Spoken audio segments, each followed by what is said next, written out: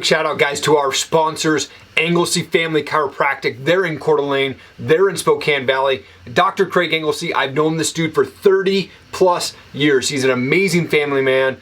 Awesome chiropractor, will get you feeling great. Go check him out. Hey, I also want to give a shout out to the Threads podcast, Life Unfiltered. Look, listening to this show is like sitting around a campfire with your best friends. The talk is real, the humor is natural, and personal growth is sparked by authenticity. Go check them out. Threads podcast, Life Unfiltered. Hey, Jim, you're an athlete, an author, teacher, speaker. The movie, The Rookie's based off your story, man. Thank you so much for your time. I appreciate it.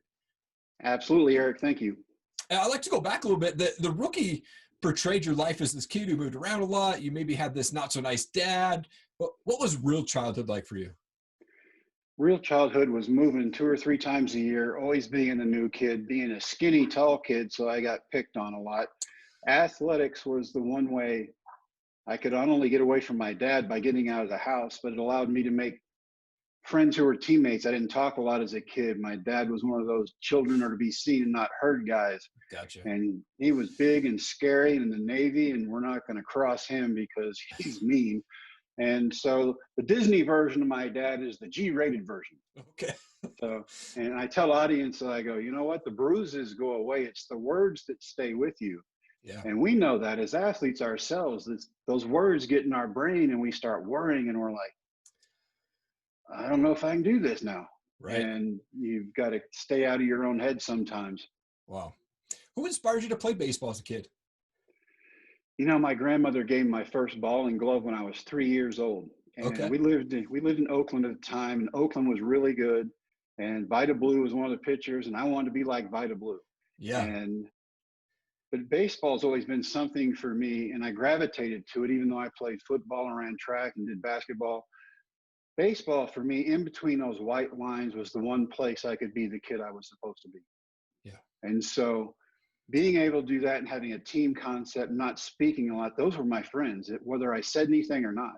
Yep. And I never competed against anybody else. I competed against myself. If I could make myself one step faster or one click of a bat quicker, or if my arm speed could improve, I did anything I could just to try to make myself as good as I possibly could. And it was never about the other team. That was just somebody I got to play and have fun with. Right. Yeah. Well, tell me about this deal that you made with the high school team that you were coaching that ultimately led to you trying out for the big leagues. Well, it's an amazing deal. In 1999, where the movie's based upon, there was an athletic director and head football coach at Reagan County High School in Big Lake where I coached. And he pulled me aside one day. He's in charge of not only all the coaches, but all the kids. And so he pulls me aside right before baseball practice. He goes, these kids are losers. Their parents are losers. Wow. They'll never go anywhere. There's nothing they can do. If it's ever close, if they're ever behind, they'll find a way to lose. And then he put his finger in my chest, which we know men like that a lot. Of course. And he goes, you may be a great baseball coach, but you're always going to come in last to people like me because I know how to step on people to be where I want to be. You're too nice. And I thought, wow. And they put you in charge of everybody. Yeah. But wow. 2 of my kids are right around the corner and they heard it. And I didn't know anybody had heard it. So in 90 seconds, this guy ruined 2 years of work. Right. And I get over to the field, and that's basically where the movie starts, is we get bashed pretty good 2 games in a row. Okay. And what Disney doesn't show, because Disney can't, is I stood on home plate as I sent my kids down the left field line. In the movie, it was the bleachers. Okay. And I just sat there and I said a prayer. What can I do to push these kids? How can I get them to achieve and believe if they can't even get out of their own head, like we were talking about earlier? Yeah. And people come through here on the way to somewhere else. We're never going anywhere. We're probably not even going to graduate high school. And so the answer I got standing on home plate was go down there and teach them some of the lessons that your grandparents taught you. And I thought, wow, that was pretty simple. Thanks, God. And Yeah. I go down to the left field line. Nobody's looking at me. Everybody's looking at the ground. And I start talking about hopes and dreams and goals and setting yourself up for life. And since I'd failed the first time through baseball and then succeeded the second time, I wanted these kids to know about education. education is important. It doesn't matter what you do, but if you get that education first, you can go anywhere you want to. You can go chase what you want to, because then you've already got that to fall back on. And so we're talking about this. Basically, I said, you guys have to go out and live life. You can't let life live you. Don't let anybody dictate to you what you're going to do with your life. And that's when they started looking up. They started giggling and laughing. And then my 18-year-old catcher looks at me and goes, what about your dreams? I said, my dream is to watch you guys do great in class, graduate from high school, do great on the field, go to college, see what's out there, and then make up your own mind on where you want to be. And he goes, we know that. We love you too, but we think you still want to play baseball. And I said, no, sir, I want to stay married. Thank you very much. But coach, the way you teach us the game, we know your heart's still in it. We know how to act and react because you've taught us every scenario there is to know about baseball. When you throw us batting practice, we can't hit it. And I said, that's because you can't hit. And they're like, why are you telling us to chase our dreams if you're not willing to do it yourself? And I said, you're 18, you need to shut up. And that made everybody giggle, because that's the kind of coach I am. Sure. I like interaction. And so he goes, if we win a district championship, which they had never done, you try out again. And I hemmed and hawed and argued. And I said, look, I'm 35, I weigh 260. Your moms make homemade tortillas for me. It's a bad diet as an athlete. And I said, and the last surgery I had, the doctor said, you will never, ever pitch again. It's physically unable. You can't do it. Wow. And so, but coach, if we win. And finally in my head, I'm like, if I could push these guys, even if I take a laugh or two at my own expense, that's worth it. Yeah. And I did the bet, and they're like, and it's a bet. And I said, yep. And then it wasn't talked about again. Okay. And we start winning, and then we start winning by a lot. And then these kids who couldn't hit me during batting practice are hitting me all over the field, and I can't get them out. Wow. And so I'm like, wow, there is no way I could go to a tryout. I can't even get high school kids out. And they keep winning. We're down by 2 runs in the last inning of the district championship. They come back and they score 6. They win. One of the best sights I've ever seen. Wow. A group of kids who had no idea that they could accomplish something had done it. And it just proved to them, we can be successful in whatever it is we do. Yeah. You see, because one of my rules was, we're not going to talk to the other team. That's just going to fire them up. We're never going to talk to the umpires, because we can't win that no matter what. And sure. The only thing we're going to say to ourselves while we're on the field is we're going to say positive things. Nobody's trying to give up a home run. Nobody's trying to walk a guy. We're all trying to do the same thing. We're trying to win.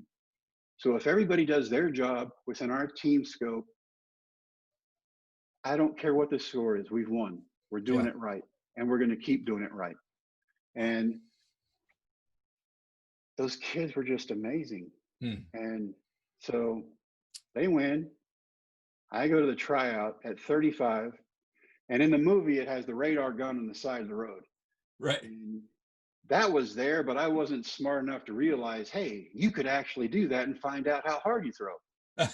Sure. And so Mike Rich, our writer, he put it into the script, and Dennis loved the scene, ended up being an awesome scene. Yeah. And it just let everybody know I had no idea how hard I threw till I actually got to the tryout. And I thought it was a perfect segue into, he didn't know.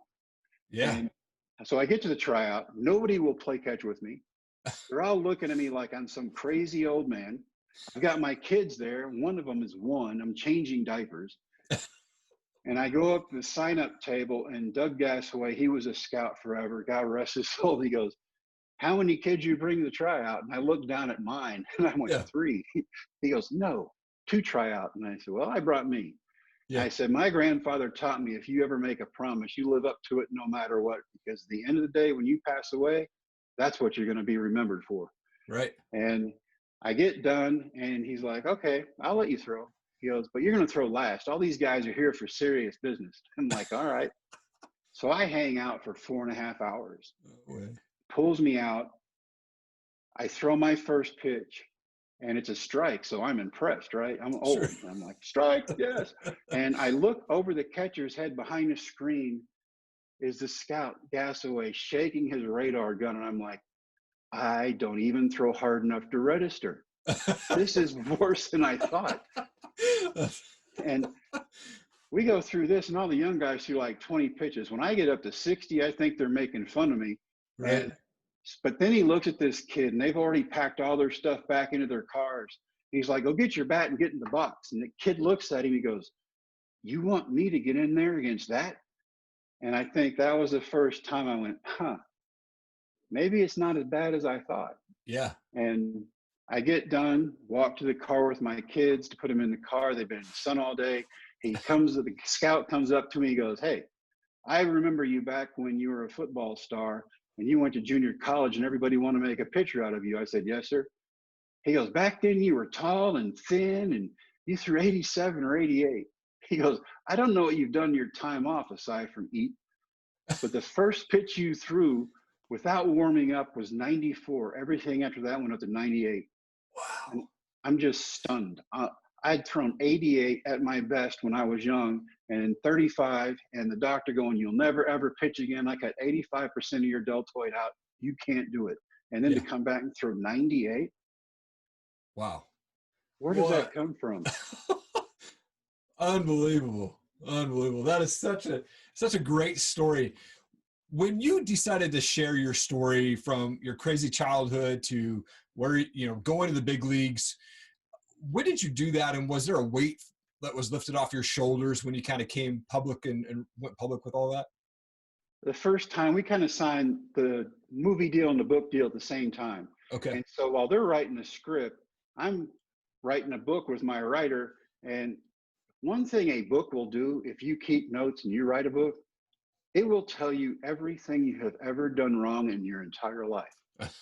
And as I'm reading through that, part of me is like, wow, you survived a lot. And the other part of me is like, hey, you're a pretty good athlete, but you weren't very good in school. And you get through it and you're like, wow. And so part of it is cathartic and part of it just makes you really analyze and go, you know what? If I had to do it all over again, there is no way, because it wasn't that fun the first time. Sure. Yeah. Yeah. Well, one of the topics that you speak about is really the importance of integrity and remembering who you are in all circumstances. Why are those so important? Those are things that my grandfather instilled in me. See, at 15, after watching my parents throw, fight, hit, curse, and say things to each other they promise never, ever to do when you take your vows. Yeah. They did me the biggest favor they never knew they did for me when at 15, they sent me from their house in Miami to my grandparents' house in Brownwood, Texas. Wow. And those two people, my grandfather Ernest and my grandmother Alice, are the two people who changed me. They taught me about morals and character and integrity and holding your head up. And he said, whatever you do it 100% of the time, or it's not worth your time. Yeah. And just taught me to shake hands firmly, look people in the eye, yes, sir, no, sir, yes, ma'am, no, ma'am. They just instilled all the values in me that I needed. Wow. Man, and I'm so close with my grandma, and I came from this crazy broken home as well, and lots of addictions, and watched physical abuse to my mom, not from my dad, but from her boyfriend. And man, just to even be a part of that, and then hear your story is just crazy. But it's awesome to see where you're at today. But in your new book, it's called Dream Makers, which Dennis Quaid did the foreword for. And you talk about surrounding yourself with the best to be your best. This book sounds amazing. Tell me about this book. This book has been 20 years in the making, and that is not said flippantly. We've been doing it. One of the most asked questions early on when I was a speaker is, we think what you did up to the movie was awesome, but what has happened since? Yeah. And so we started writing things, but nothing ever came to a conclusion. And then we took into view the fact that in 2001, I left the Dodgers because in less than 5 days, I went from being one of the best athletes on the planet to not being able to judge a ball thrown back at me. And so I retired. I thought, if I throw 100 and somebody hits it back at me 100, I can't get out of the way. Yeah. And so I retired. I went home, we filmed the movie. But over those next 20 years, I've had over 50 surgeries, and nobody could ever figure anything out. They were mostly nerve related. And so this is a story about that journey. And what ended up happening was I was diagnosed with Parkinson's, and the pills worked great. I could smell again, I could taste, I could move and not fall over. And then the pills killed my stomach and I couldn't tolerate them. And so stomach surgery and just everything that could possibly tumble. And every time I would go in, my neurologist would go, "It's just Parkinson's. It's just Parkinson's." And so I ended up having a deep brain stimulator put in my brain with battery packets in my chest. Lovely to go through TSA with that every time. Sure. And it allows me the ability to handle things and I don't look like I'm going to fall over. And but all through that and all through 50 surgeries in 20 years, you're on opiates a lot because that's what doctors prescribed at that time. They gave them to you in the bucketfuls. Right. And so I'm not abusing the pills, but for 20 years, I've been on pills because that's a lot of surgeries every year. Sure. And that wasn't working. The pain hurt. The Parkinson's was really wearing me out, and these headaches. People go, "Oh, I got a migraine. I'm going to go lay down." Well, my migraine lasted for 6 months. And day, night, on and on, go to speak. You still got to talk, but you get through it somehow. God lets you get through that. You go back and you go to bed because your brain hurts so bad. And to the point where when they did a brain scan of me, I have scar tissue from the migraines. And but all through that journey, it led to the pills don't work. I'll add vodka to that. Let's see what happens then. Maybe that'll work. And then you got this cascade ball of just crap. And it's all happening in front of you. And you think, "Oh, I hurt so bad. My mom bought me a cane to walk with." That's how bad it was. And all through this time, my faith is building and evaporating at the same time. Right. Because I've got good stuff, because this surgery has worked and I can smell and I can taste, but I still hurt. What am I going to do? So all that perpetuates in the fact that I end up in rehab. And rehab, my counselor was one of the biggest baseball fans on the planet, has been to every stadium. Wow. And he said, "What happened?" And I told him everything that happened. And he goes, "So where has Jesus been in all this?" And I went, "He's been right beside me. We're going down the road. He's my co-pilot." He goes, "If you had Jesus, why would you not let him drive?" Come on. And that just flipped something in me. And I went, "I don't need this." And then one of my counselors going, "Opiates do two things. They cause more pain and then they kill you."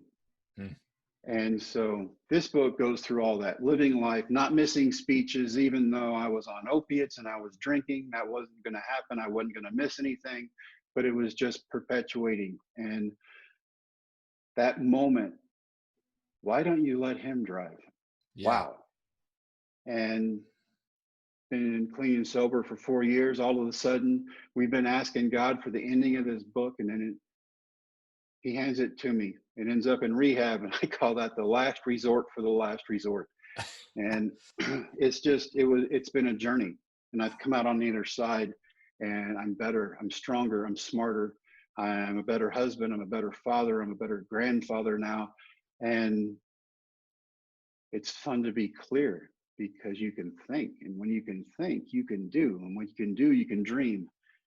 And so that whole journey is in there. It's open, it's honest. My girls from the church, and this is a big thing, that people who have faith are going to eat it up, and people who don't are going to go, you're weird. But my girls at church, and I call them my girls loosely because they're from 50 to 90, but they don't want me to call them old, and so they're my girls. But they've been praying for me constantly through everything, even rehab, and especially rehab. And dude, I don't have Parkinson's anymore.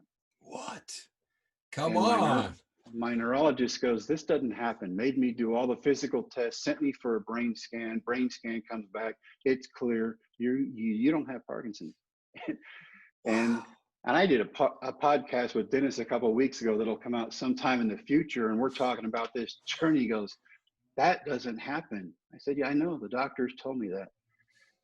But my neurosurgeon, the one who put the deep brain stimulator in,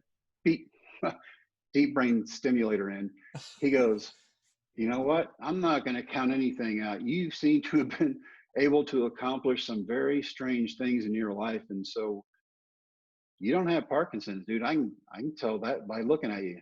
And wow. It's been a journey. And so all of that's in the book. Sorry, long answer. No, that was perfect. I love it. And I didn't actually know that you didn't have Parkinson's anymore. Well, that is unbelievable. What a cool miracle, man. And man, so awesome to hear that. A quick question on Dennis Quaid. He just seems like the coolest guy, down to earth. Is he as cool as he is in real life as he in the movies?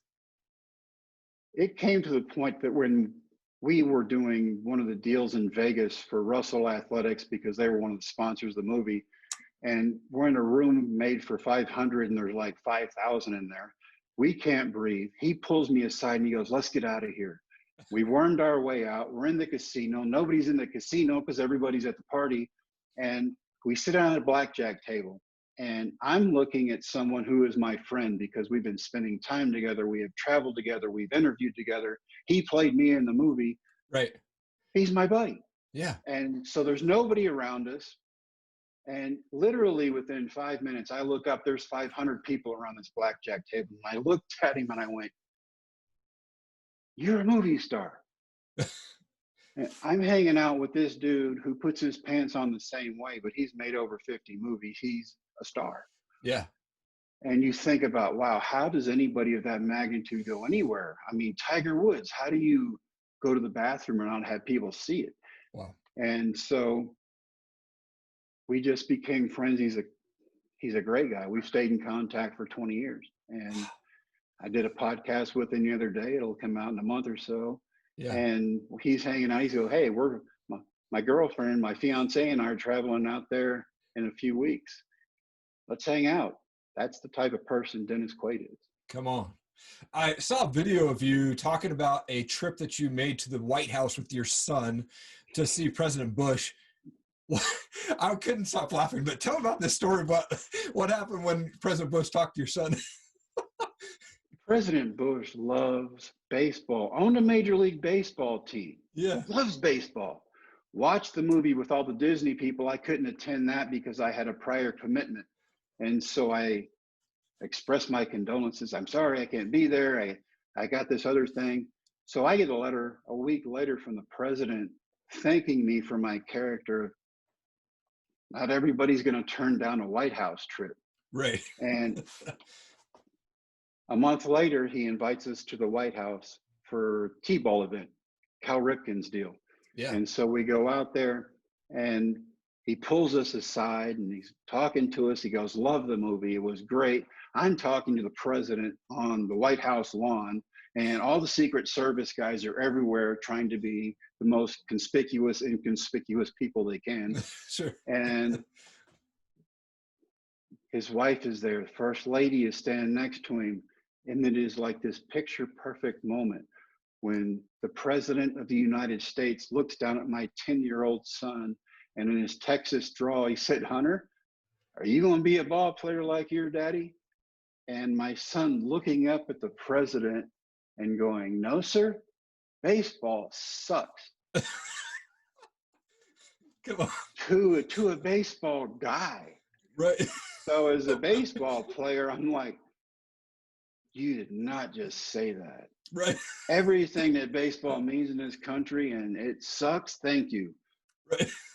But the dad in me is going, you said sir. Right. That's pretty cool. And that was our White House trip. And he goes, I'm going to be a lawyer. And that kid is 30 with my first grandkid, and he's a lawyer. Wow. Very cool. Do you have a favorite baseball player? Always looked up to Nolan Ryan. That's an easy answer, but I loved his work ethic. I loved what he did, not only on the field, but off the field. And someone whose sons I've met at different events, and they carry themselves in a way you know their dad did good. He has really, really good kids. And so I admire him on and off the field.